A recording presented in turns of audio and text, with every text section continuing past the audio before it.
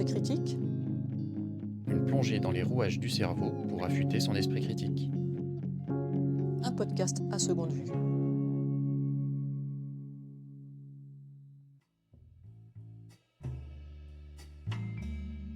Bonjour à toutes et à tous, c'est Pierre de l'association À Seconde Vue. Bienvenue dans Pensée critique. Avec ce nouvel épisode, nous commençons une série d'entretiens avec des chercheuses et chercheurs travaillant dans différents domaines des neurosciences et des sciences sociales, dans le but d'approfondir les notions que nous abordons dans nos épisodes de dialogue avec Fanny.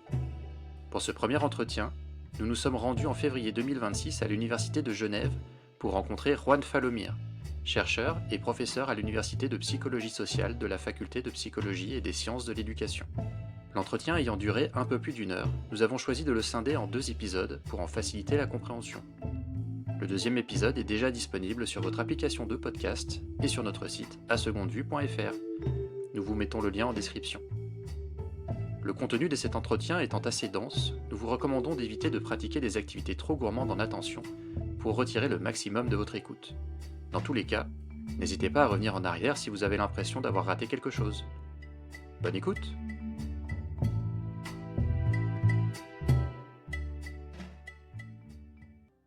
Juan Falomir, bonjour, vous êtes chercheur en psychologie sociale au sein de l'unité de psychologie sociale de la Faculté de psychologie et des sciences de l'éducation de l'Université de Genève. Vous êtes spécialisé dans les déterminants psychosociaux de nos attitudes et comportements, et vos travaux mettent l'accent sur les enjeux identitaires et la résistance au changement. Récemment, en 2025, vous avez publié plusieurs articles portant notamment sur les facteurs qui influencent nos perceptions de l'immigration, perception de l'orientation sexuelle ou encore la perception des comportements addictifs. Il s'agit ici d'un podcast qui traite de pensée critique. Nous allons donc chercher à déterminer comment la psychologie sociale peut nous aider à mieux comprendre ce qui peut influencer notre façon de penser en général et notre esprit critique en particulier. Je vous propose que l'on découpe cet entretien en 4 parties. Tout d'abord, que l'on parle de ce qu'est la psychologie sociale d'une façon générale, puis de la place que peut trouver l'esprit critique au sein de cette discipline.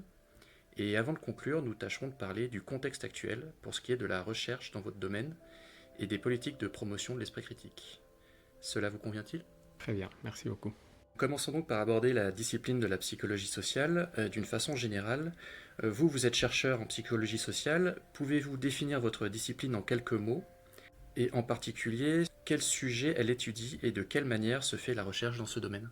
Alors, la psychologie sociale étudie la manière dont les pensées, les émotions et les comportements des individus sont influencés par les contextes sociaux. Donc, le contexte social est un grand terme, une grande notion, et donc qui inclut beaucoup des facteurs et fait référence en général à la présence, que ce soit réelle ou symbolique, d'autrui. Et cet autrui est identifié sous la forme d'individus, des groupes, d'institutions, des normes sociales aussi. Et on peut aussi faire référence à des discours sociaux, des positions sociales et des caractéristiques même plus larges de ces contextes, comme par exemple les rapports de pouvoir, les valeurs qui sont intrinsèques ou qui sont véhiculées dans certains contextes, les appartenances sociales ou les motivations en jeu. Tous ces éléments et d'autres encore contribuent à définir de manière très large l'idée d'un contexte social dans lequel, en tant qu'individu, nous agissons. Et alors, la psychologie sociale étudie quel est dans les comportements, dans la manière de penser, dans les émotions, dans les jugements, dans les évaluations qu'on fait au cours de notre vie, quel est le poids de ces contextes sociaux. Donc, il s'agit d'une discipline scientifique qui mobilise différentes méthodes de recherche, telles que l'expérimentation, les enquêtes, les analyses de discours ou les approches dites mixtes. Et l'idée centrale, c'est d'examiner comment les individus, comment ils pensent, qu'est-ce qu'ils ressentent, comment ils agissent dans différents contextes ou selon les contextes sociaux qui ont été mobilisés dans le but de l'expérimentation. Donc, ces contextes, comme j'ai mentionné avant, peuvent être réels, mais peuvent être aussi perçus.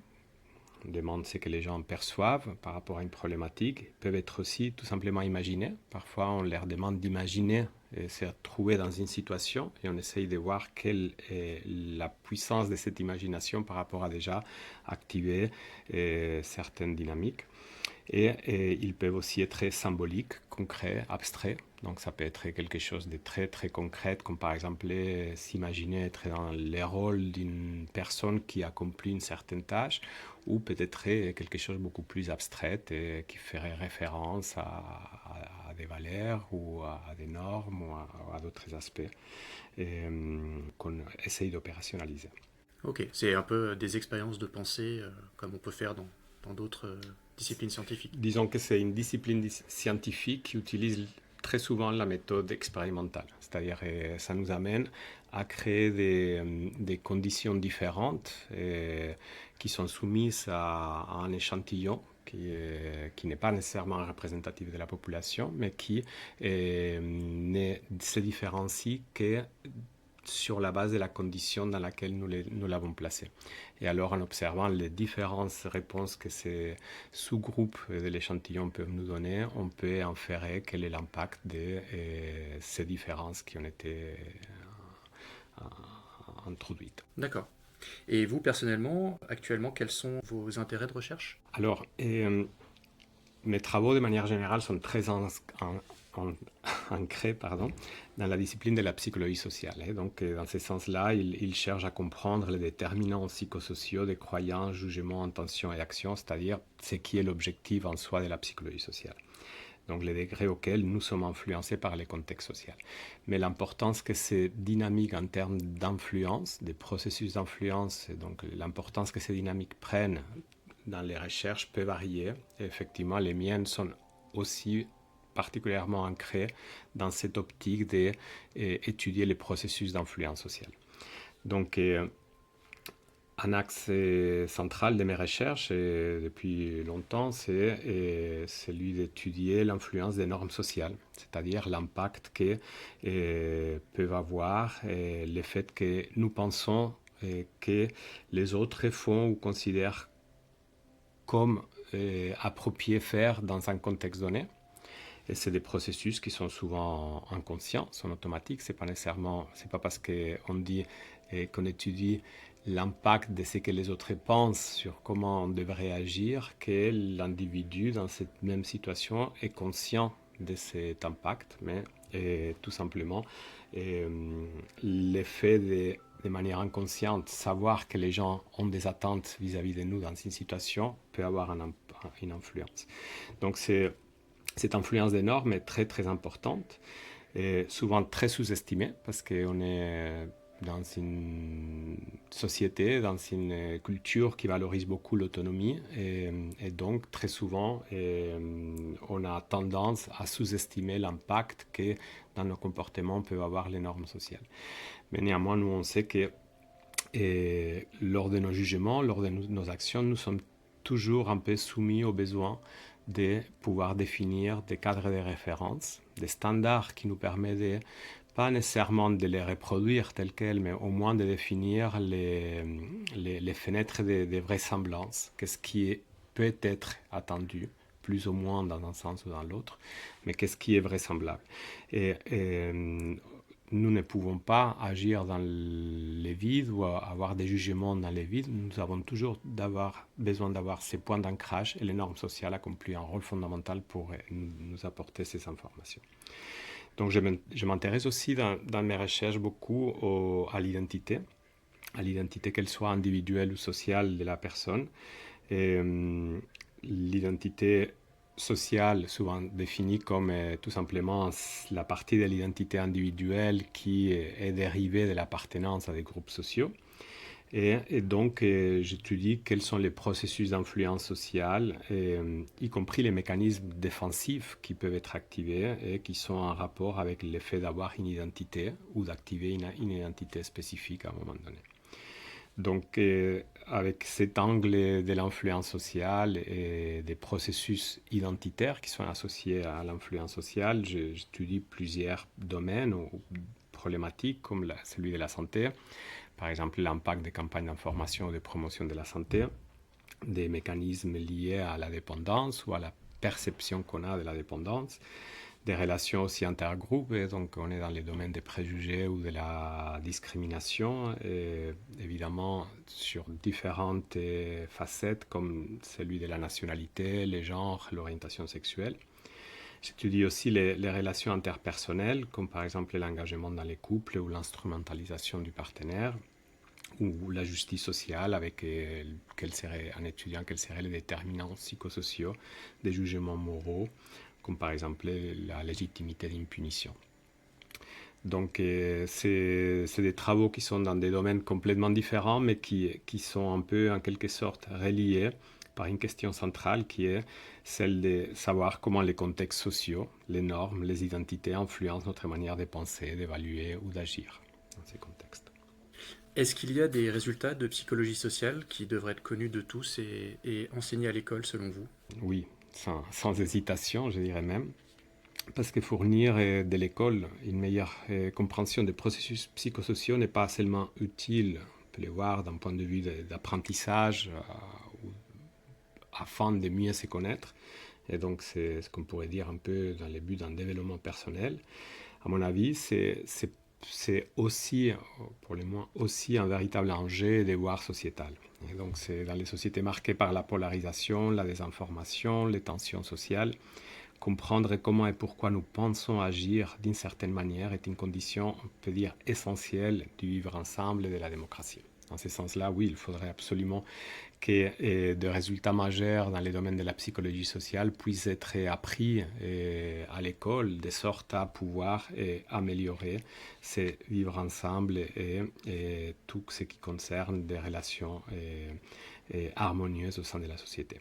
Par exemple, un premier enseignement important qui pourrait être appris déjà à l'école est par exemple le fait que nous ne sommes pas aussi objectifs que nous le pensons. En fait, adultes, nous avons tous ces réflexes, voire ces tendances à considérer que nous sommes, quand nous mettons les moyens nécessaires, nous arrivons à être assez objectifs. C'est quelque chose qui a été appris probablement depuis l'école et qui pourrait être nuancé, parce que nos jugements sont influencés non seulement par des biais cognitifs ou par des émotions, mais aussi par notre identité, par nos appartenances sociales et par nos relations avec les autres. Les comprendre, les reconnaître est un élément essentiel.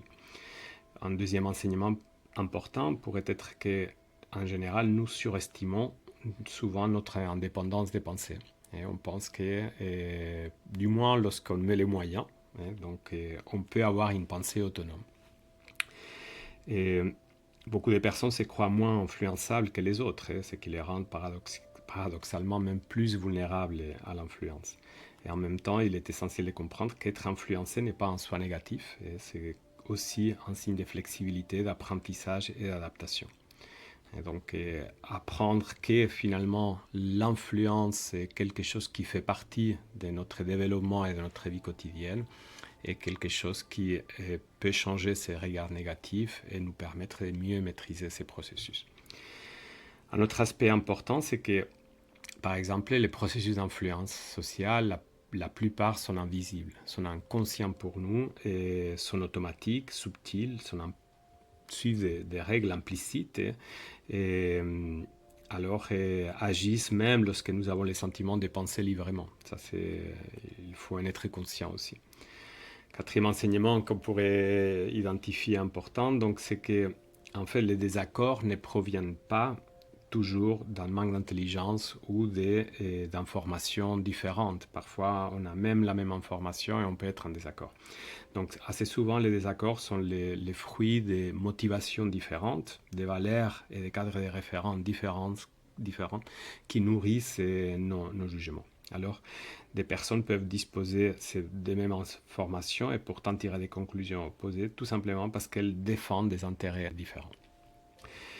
Donc, comprendre un peu les bases des désaccords et changer la signification que ces désaccords peuvent avoir pourrait enrichir les relations dans un contexte de plus grande diversité.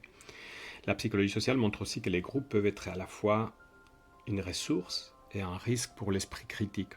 Et donc, dans certains contextes, la discussion collective améliore les raisonnements, et dans d'autres, la pression du groupe, le conformisme, peut conduire à des erreurs manifestes. Il n'y a pas une recette miracle, mais comprendre comment les groupes peuvent faciliter l'un ou l'autre est quand même essentiel aussi, et, autant pour un développement personnel que pour améliorer les vivre ensemble dans la société.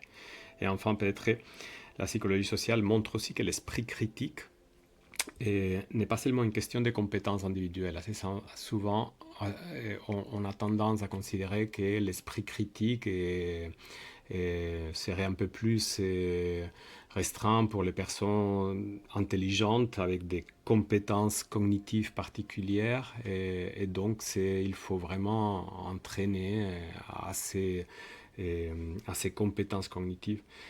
Néanmoins, ce que la recherche a montré, c'est que les normes sociales, par exemple, et les rapports des groupes peuvent aussi influencer énormément la confiance que nous avons dans nos jugements. Donc l'acceptation du doute ou la tolérance de l'incertitude, la tolérance de la déviance. Et donc développer l'esprit critique suppose aussi créer des environnements où les questionnements seraient plus légitimes, seraient protégés, voire même encouragés. Donc voilà, apprendre tous ces éléments pour donner quelques éléments comme ça qui me viennent tout d'abord à l'esprit, serait une manière de permettre de développer une lucidité sur les fonctionnements humains et améliorer les relations sociales à partir de l'école déjà. Dans les 2 derniers exemples que vous avez cités, vous avez déjà mentionné l'esprit critique. Donc, je vous propose qu'on aborde maintenant les liens qu'il y a entre l'esprit critique et la psychologie sociale. Et tout d'abord, est-ce que l'esprit critique est un sujet de recherche à part entière en psychologie sociale? Et si oui, comment est-ce que la psychologie sociale définit l'esprit critique? Oui, moi je dirais que c'est un sujet de recherche à part entière en psychologie sociale, même si la psychologie sociale ne l'aborde pas toujours sous l'étiquette explicite d'esprit critique. Donc c'est vrai que la psychologie sociale étudie les processus qui rendent possible ou difficile l'esprit critique. Donc on va parler des raisonnements motivés, des formations et résistances des croyances, l'influence sociale, la persuasion, l'influence des médias, l'exposition sélective aux informations, polarisation des informations, ambivalence, dissonance, c'est-à-dire toute une série de concepts ou de processus qui, plus directement ou indirectement, sont en rapport avec l'esprit critique.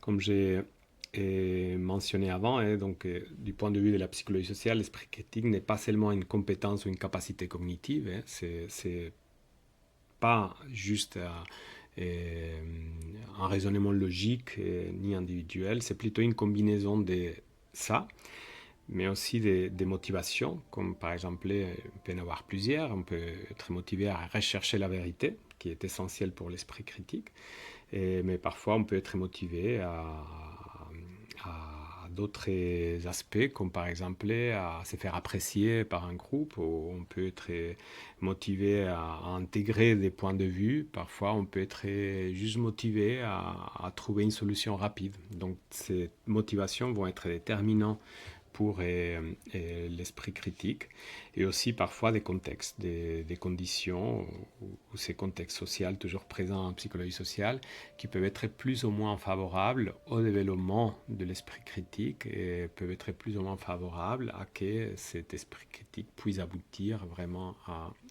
au but désiré.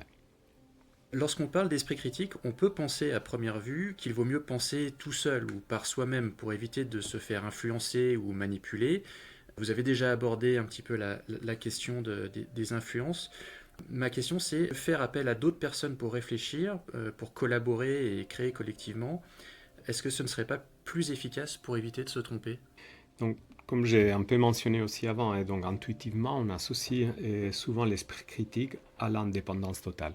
Et donc c'est cette personne qui a l'intelligence, la capacité cognitive et d'analyse, les informations qui lui permettent d'être critique, d'un point de vue épistémique, vis-à-vis d'une situation.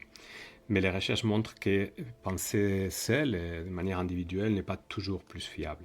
Donc la réflexion collective peut améliorer la qualité des jugements individuels à certaines conditions, c'est clair. Par exemple, l'existence d'une diversité de points de vue. Ça peut nous décentrer par rapport à notre point de vue et nous permettre de mieux comprendre les enjeux d'une situation. Et l'existence aussi d'une remise en question, et donc certaines acceptations que parfois on peut se tromper, des normes qui valorisent les désaccords argumentés au sein d'un groupe, donc afin de créer un climat plus harmonieux qui donne une certaine sécurité psychologique en cas de désaccord.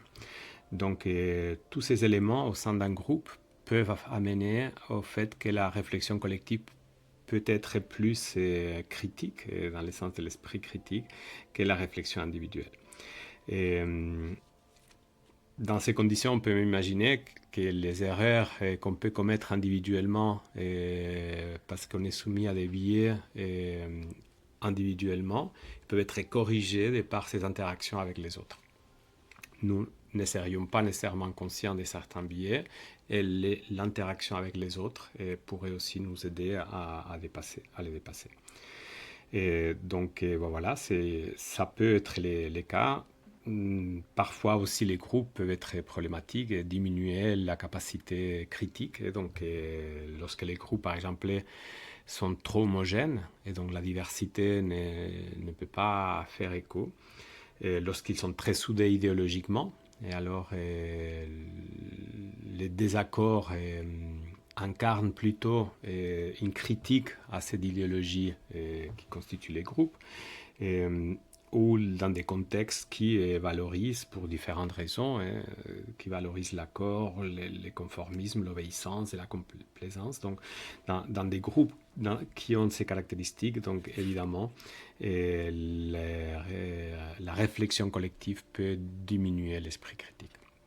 Donc, autrement dit, ce n'est pas l'effet d'être seul ou un groupe qui compte, mais plutôt la qualité de ces contextes sociaux dans lesquels la réflexion va se mener, qui permettrait de promouvoir plus ou moins l'esprit critique. Si je résume, le groupe peut être à la fois un facteur d'amélioration de l'esprit critique, mais également être un frein, et tout ça dépend du contexte dans lequel ce groupe agit. Tout à fait. Très bien. Est-ce qu'il est exact, toujours pour parler des influences de groupe, de dire que l'identité de chacun se construit sur la base d'un contexte social, c'est-à-dire que chacun construirait son identité en fonction de son entourage et plus largement de son environnement social, économique, culturel et même géographique? Et oui, c'est très juste. Et les bases sociales de l'identité sont très très larges. En fait, l'identité personnelle ne se construit jamais en dehors d'un contexte social. Elle se développe toujours dans un environnement relationnel, familial, scolaire, économique, social, historique, culturel, etc. Et donc, c'est plein de facteurs liés à ces contextes sociaux qui sont constamment en train d'influencer le développement de l'identité. Et donc, qui nous sommes, qui finalement renvoie aux valeurs qui nous définissent et à nos croyances, à nos traits, je dirais, de personnalité, et nos priorités, même notre manière de raisonner aussi parfois. C'est des aspects qui définissent notre identité et qui sont très fortement façonnés, du moins en partie, mais très fortement façonnés à travers les relations interpersonnelles, par les groupes auxquels nous appartenons et dans les cadres desquels nous interagissons avec d'autres personnes. En plus, l'identité, comme j'ai mentionné aussi tout au début de cet entretien, l'identité n'est pas uniquement personnelle ou individuelle. Il y a une bonne partie de cette identité qui est dérivée directement des appartenances sociales. C'est ce que la psychologie sociale appelle l'identité sociale. Ainsi, nous définissons personnellement en tant que membres des groupes, plusieurs, tels qu'une famille, une génération, un sexe ou un genre, une région, un milieu social, un club de sport, un courant politique, une communauté culturelle, ou encore une formation ou un métier, une profession. Et donc ces différents groupes d'appartenance nous fournissent des caractéristiques, des repères, des normes, certaines visions du monde et définissent notre identité. C'est là qu'on peut parler d'endogroupes, exogroupes. C'est un rapport, ouais. C'est effectivement les appartenances ou les groupes auxquels on appartient définissent un peu les sphères de l'endogroupe, et donc c'est les nous. Et donc c'est les groupes auxquels on appartient et en plus auxquels on s'identifie. Parce qu'il y a la double dimension des appartenances, mais aussi des rapprochements psychologiques. Et donc ça serait les groupes qui constituent l'endogroupe et les groupes auxquels on n'appartiendrait pas et par rapport auxquels on se distancierait, donc constituerait l'exogroupe. Et donc, ces endogroupes et exogroupes contribuent à définir notre identité, que ce soit de par le fait que l'endogroupe la définit directement et l'exogroupe la définit par contraste, par comparaison.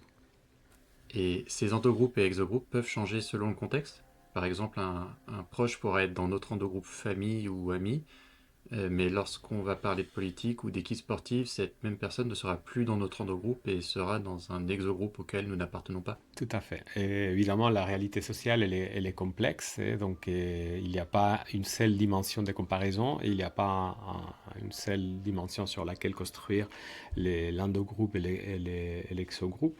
Et très souvent, en fait, nous basculons des niveaux de comparaison en activant, en rendant saillant nous ou les contextes, en activant davantage une dimension de comparaison qui définit un endogroupe de manière plus forte qu'un autre. Et on peut agir sans se rendre compte davantage en accord avec cette appartenance catégorielle et l'identité qui est en quelque sorte rattachée à cette appartenance.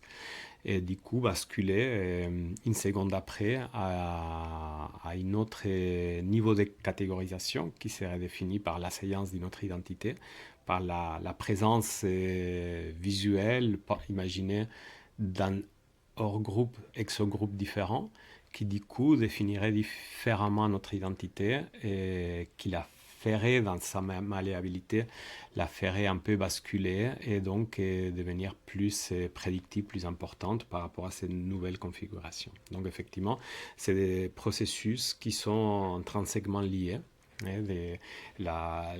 L'identité sociale, l'appartenance à ces groupes et ces distinctions qu'on fait entre endogroupe et hors-groupe qui peuvent être assez dynamiques en fonction des contextes. Très bien, vous venez de nous expliquer donc, comment on construisait notre identité, les influences qu'il pouvait y avoir sur cette construction. Maintenant, quelle influence cette identité sociale va avoir sur notre façon de penser, notre façon de percevoir la réalité qui nous entoure?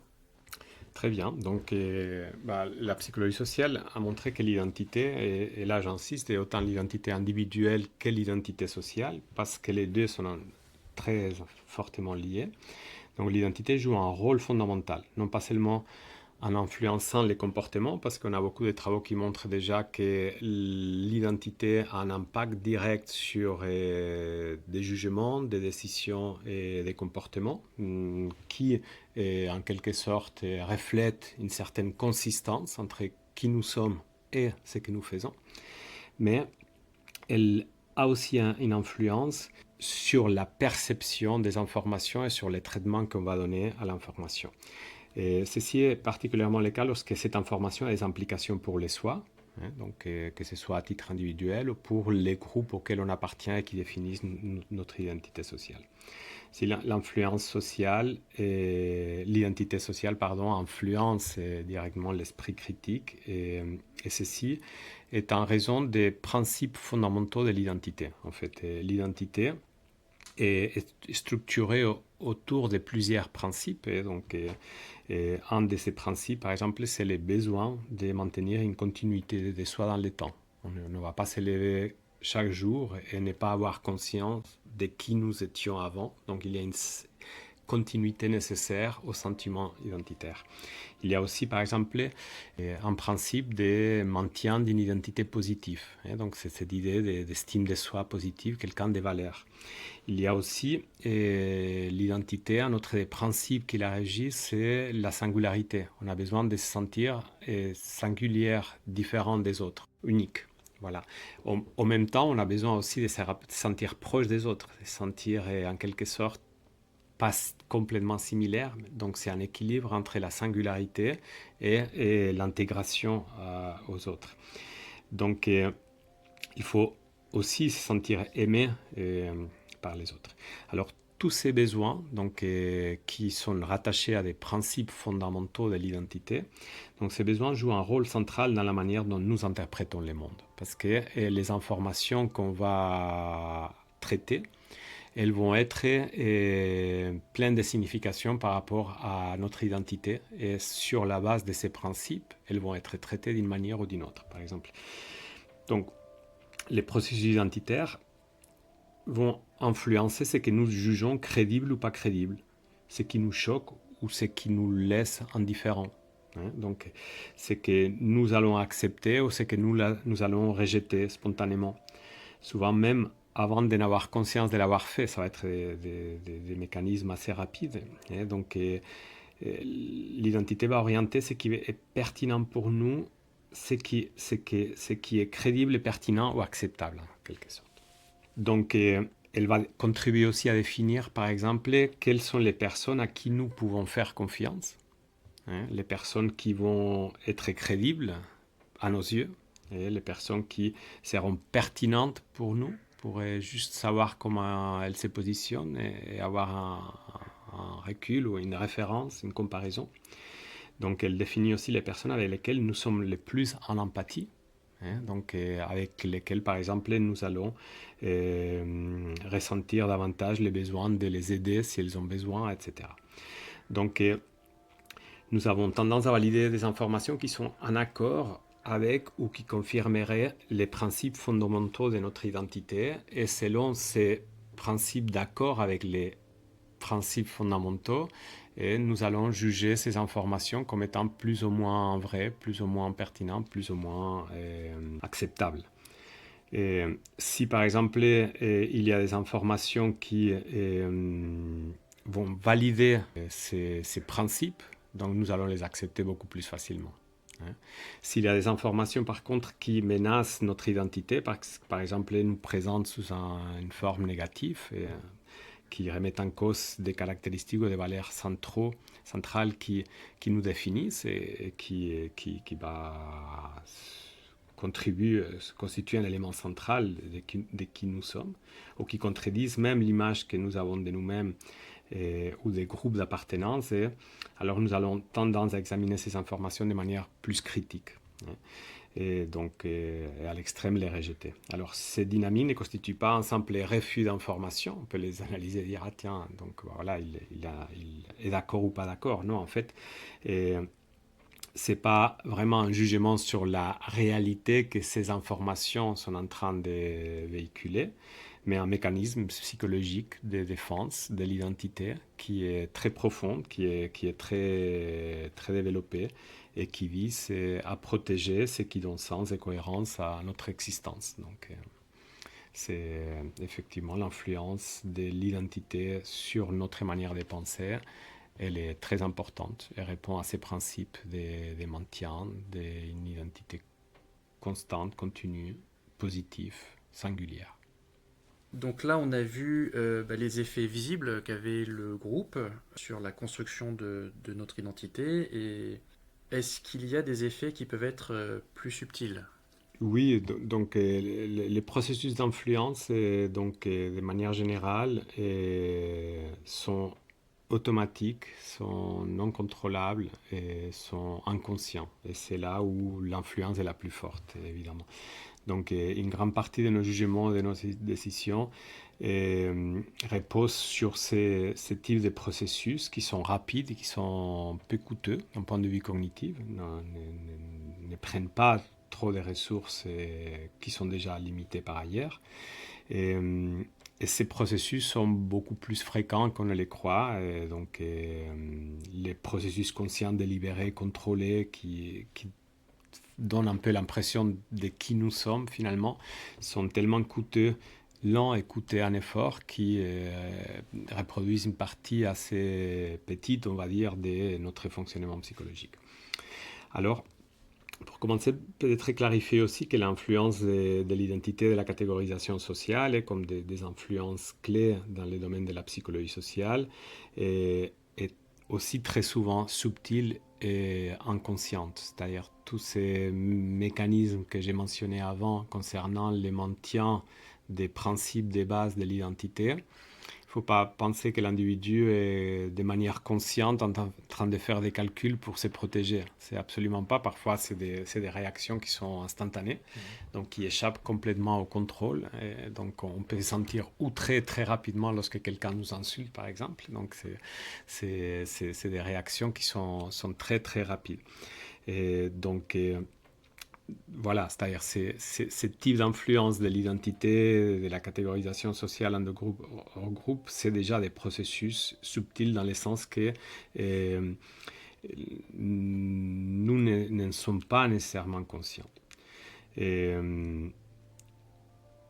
D'autres formes d'influence reposent aussi sur des mécanismes qu'on peut dire subtils. Par exemple, c'est tout ce qu'on appelle les processus associatifs. Donc, le simple fait que des informations, des images, des idées, des personnes soient associées psychologiquement parce qu'on les perçoit ensemble, spatio-temporellement. Donc cette association psychologique amène au partage de leurs caractéristiques qui sont associées dans notre cerveau, et ce partage se fait de manière très rapide, très automatique. Ce qui veut dire que lorsque deux objets ou deux personnes sont associées psychologiquement, nous tendons à évaluer un de ces objets de la même manière qu'on évalue l'autre objet.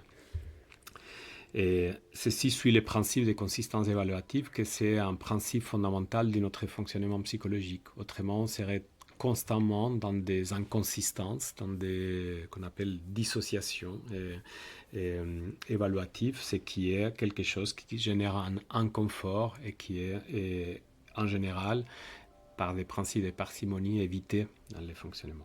Alors, par exemple, lorsqu'une amie qu'on aime beaucoup nous présente une personne qu'elle aime beaucoup, nous aurons tendance à apprécier cette troisième personne, tout simplement parce que si notre ami l'aime, ça veut dire qu'il y a une transférence aussi évaluative envers cette troisième personne du fait que nous aimons notre ami. Et donc, ça crée des univers, on va dire, avec une relative consistance évaluative qui sont beaucoup plus stables et pour nous, beaucoup plus prédictibles aussi des comportements qui auront lieu. Ces processus permettent alors que nos croyances, nos émotions, nos évaluations et comportements par rapport à un objet puissent être influencés simplement par cette association psychologique, ce qui peut sembler un peu magique, mais comme j'ai mentionné, parfois c'est juste visuellement, auditivement, et de manière imaginée, pensée, l'effet d'avoir associé deux objets. Est-ce que c'est le même phénomène? Alors je ne sais pas si ça se fait encore, je ne regarde plus trop les publicités à la télé, mais à une époque ça se faisait beaucoup d'avoir la personne qui présentait le produit était en blouse, et ça lui donnait tout de suite une aura qui faisait qu'on avait plus tendance à faire confiance dans ce qu'elle nous disait, d'avoir une blouse de chercheur pour présenter une lessive ou un dentifrice. Tout à fait. C'est le même. C'est des processus qui peuvent être multiples dans une situation spécifique, mais sans doute l'effet de, par exemple, être habillé d'une certaine manière, dans la mesure où quelqu'un qui est observé une publicité a une évaluation positive de l'habit, de la tenue. Donc cette évaluation positive va se transférer aussi à la personne qui est associée à ce... Donc parfois on peut voir aussi une publicité où il y a une personne qui présente quelque chose et elle est juste d'à côté d'une autre personne qui est tout simplement joue un rôle soit pour donner une certaine validité scientifique mais qui ne se prononce pas, mais qui est peut-être habillé. Et donc c'est juste cette présence, cette contingence qui effectivement donne ce type de processus. Il y a par exemple aussi si nous regardons marcher une personne dans la rue, donc notre évaluation de cette personne sera influencée par l'évaluation que nous avons de la personne qui marche juste à côté, alors que peut-être elles ne se connaissent pas entre elles, mais au moment où nous regardons, si elles sont juste l'une à côté de l'autre, ça suffit à créer ce lien, cette connexion, et alors à avoir un transfert évaluatif. D'accord. Donc ça, c'est des processus très importants qui sont très très fréquents et qui sont constamment à l'œuvre et qui échappent à notre conscience et qui définissent des processus d'influence subtils, parce qu'il n'y a pas une demande explicite, il n'y a pas un message, il n'y a pas une information concrète qui est nécessairement dans la situation, mais l'évaluation où les jugements vis-à-vis d'un objet a été changé de par cette connexion à un autre objet. Ok. Et pour conclure sur cette partie, mais également sur ces influences qu'on dit subtiles, est-ce qu'on peut parler de manipulation ? Certains chercheurs parlent de soumission librement consentie. Est-ce que vous pouvez nous en dire plus ? Oui, bien sûr, c'est une technique de manipulation bien connue, ou en tout cas qui a été bien présentée au grand public et de par les travaux en France notamment des chercheurs comme Jean-Léon Beauvois et Robert Vincent-Jules.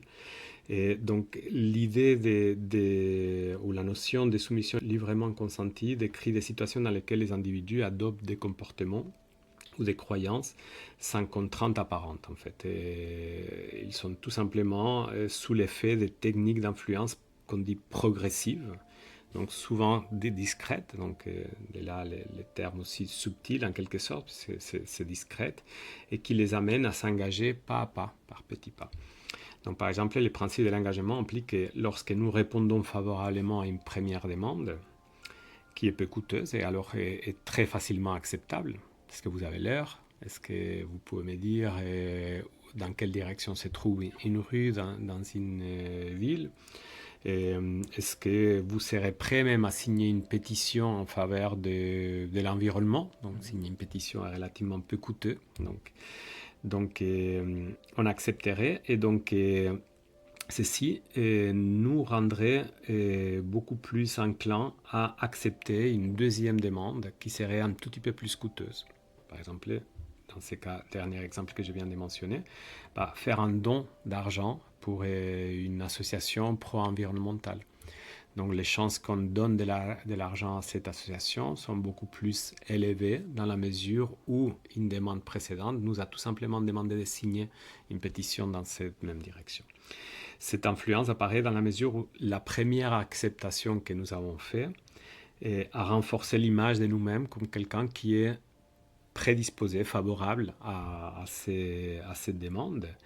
Et alors ces renforcements de l'identité ou de l'image comme quelqu'un qui est favorable à cette demande nous prédispose, nous engage par la suite à continuer à agir dans les mêmes sens.